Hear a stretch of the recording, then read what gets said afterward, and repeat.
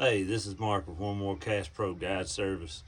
I just wanted to do a recap real quick of this last Choo division, MLF BFL on Guntersville.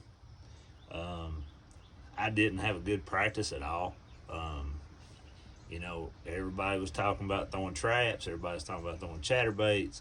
And I done a video before about fishing your strengths, and yeah, Saturday was a prime example of that. If I'd listened to everybody, I would have probably zeroed because I couldn't find many fish shallow. I think I caught 2 all week on a trap. On the jackal, I like to throw the jackal lipless. Never caught one on a chatterbait. Chucked it around. One day I had 4 of each one tied on, and it just didn't work out. So fished my strengths. I went deep. Took my co-angler to a spot he liked though on Saturday. He was fortunate enough to catch one about 3 pounds. It was shallow, throwing a chatterbait. I threw the same exact thing, and it just didn't work out for me. Couldn't catch anything. Heck, he even tossed me a swim bait that he was using as the trailer, see if it made a difference. Didn't make a difference at all. So went to another spot that I'd found practicing that worked and held fish deeper, of course. Caught one on a shaky head that went in the box for me. My co-angler, I think, had 2 in the box before I had 2 for sure. We made a big move.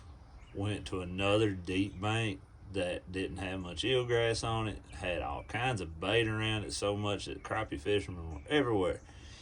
And we started slinging the crankbait around. This one right here.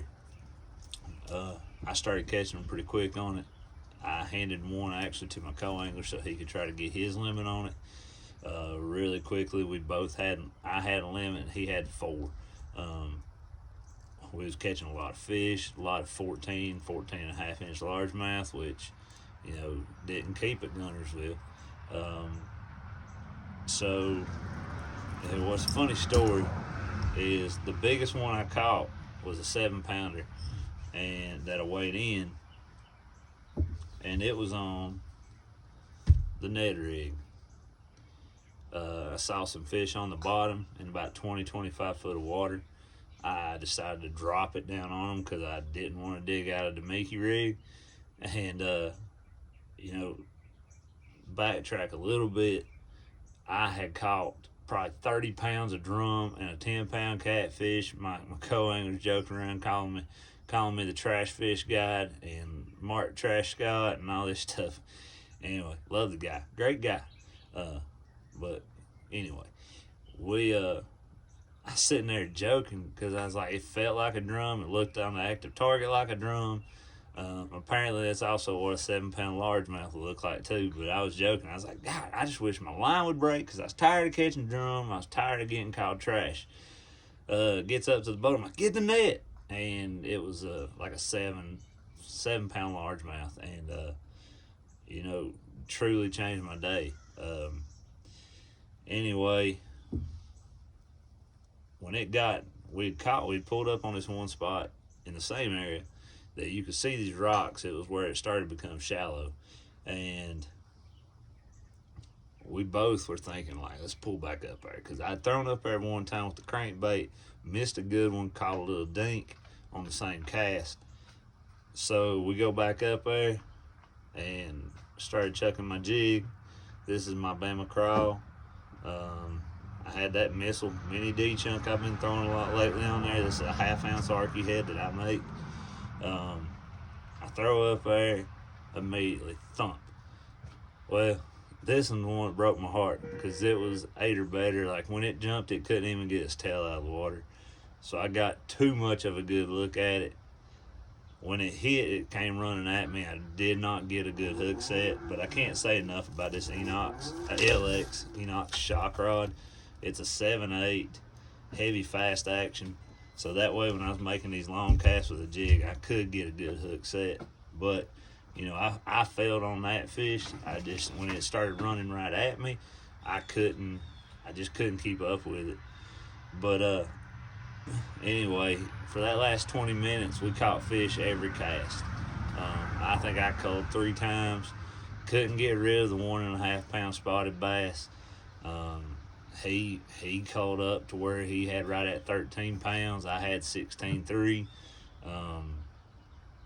I really would have liked to have had that 8+, because that would have took me from like 16.3 to probably about 22 at least, and would have put me in the top 5.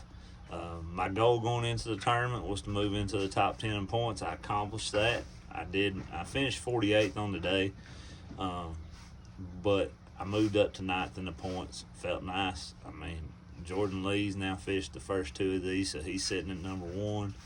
I mean, Jordan Wiggins, Josh Butler's been fishing them. They're all right there in the top 10 with me.